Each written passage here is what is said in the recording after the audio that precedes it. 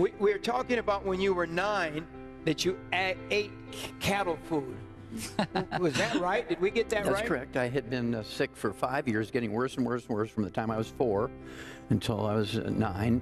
My mom took me to the best eye doctor in St. Louis, Mary Jane Skeffington.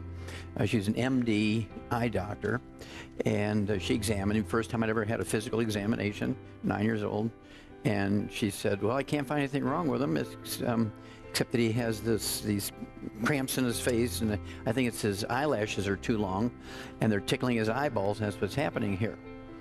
And, you know, I'm only 9, but I knew that wasn't correct. And so the next day in school, I started looking through the nurse's handbook, and I found that cramps are caused by calcium deficiency. So in the morning, I would feed the calves these little alfalfa pellets, and I'd read the labels, because we didn't even have electricity when I was 9 years old.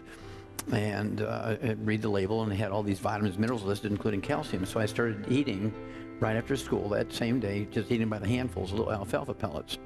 The next day, I threw the Cheerios out to the chickens, put the milk in there. My mom wanted, she said, that's animal feed, you can't eat that. And my dad said, let him have it.